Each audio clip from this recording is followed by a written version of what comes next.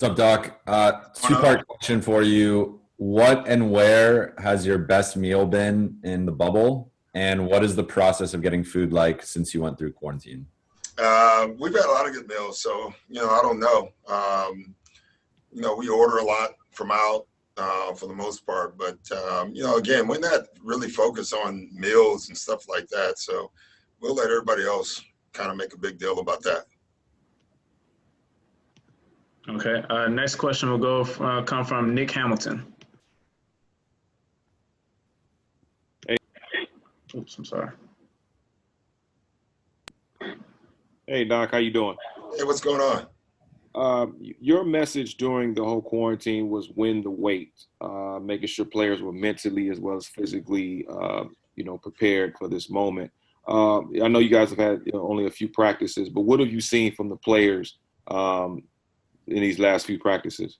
Well, I know conditioning-wise, I think overall we have shown to be in really good shape.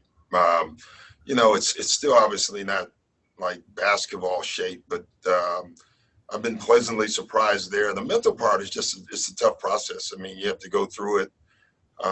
You're living outside of your house and just different conditions. And I think that is an area that everyone is still just trying to process and grow and get set for.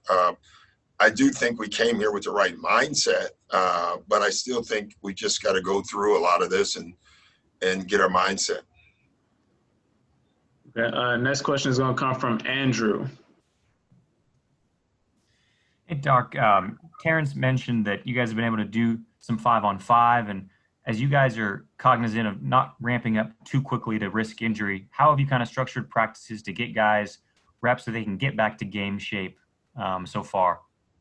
Well, we really haven't done much different than a normal practice during the season, where you would do more skeleton work and less play. But we all are ramping up our play. I mean, listen, everyone keeps talking about injury. Like, there's nothing you can do about that, Drew. Like, you practice, and then we're going to have scrimmages just like every other team. And, you hope you get through it. But that's the only way you can prepare for the season is by playing. The reason teams are slowly ramping up is because we have more days than usual. Usually you have 4 or 5 days in training camp. We have two plus weeks this time. So it allows us to kind of take our time and build them up. But make no mistake, there'll be no team that doesn't scrimmage or play in practice. And you have to do that. But hell, I could step on someone's ankle while walking, getting on the bus. You just don't know it. You just got to hope that you're healthy. Next question is going to come from Miriam. Let me see. She is.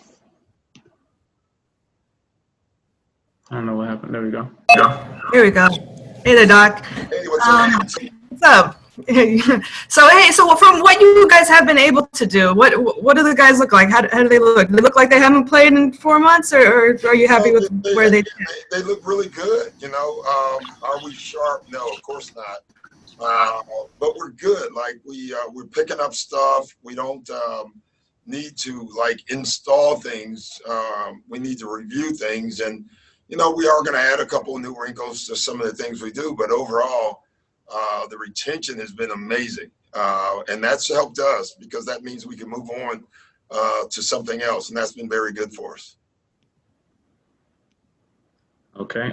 Next question is going to come from Farbot.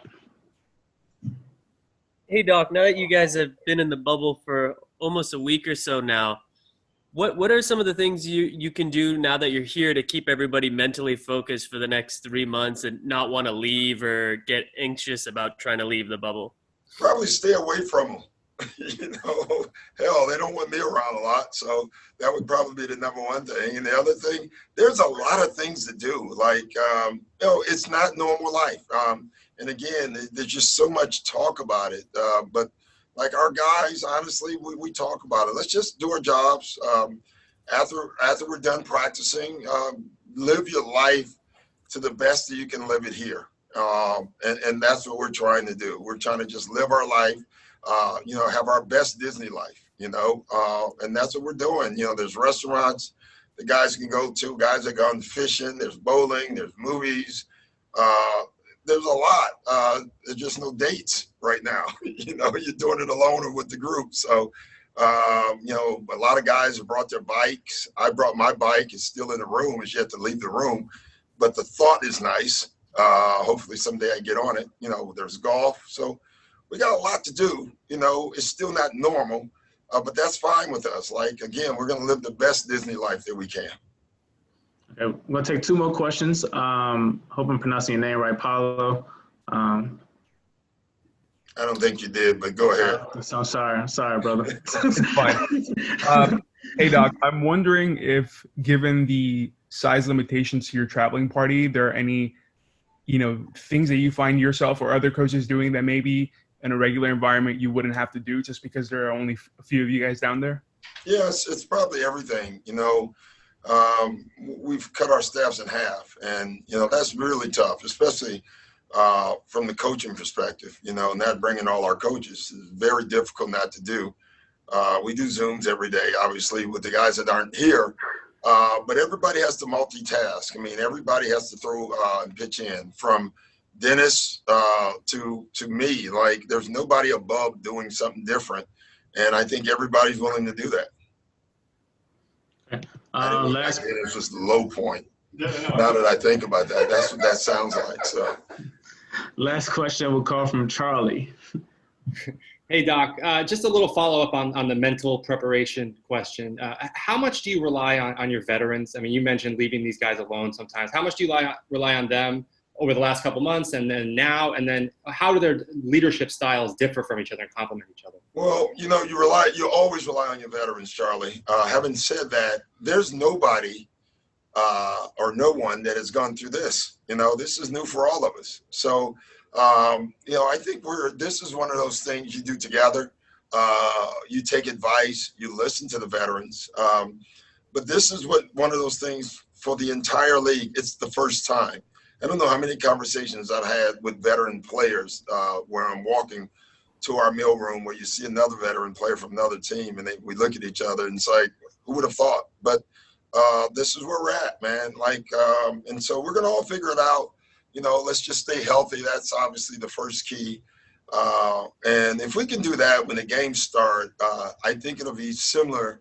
It'll get back to normal life in some ways, because then, you know, it becomes a competition again. All right. Thanks, Doc. All right, guys. Take care.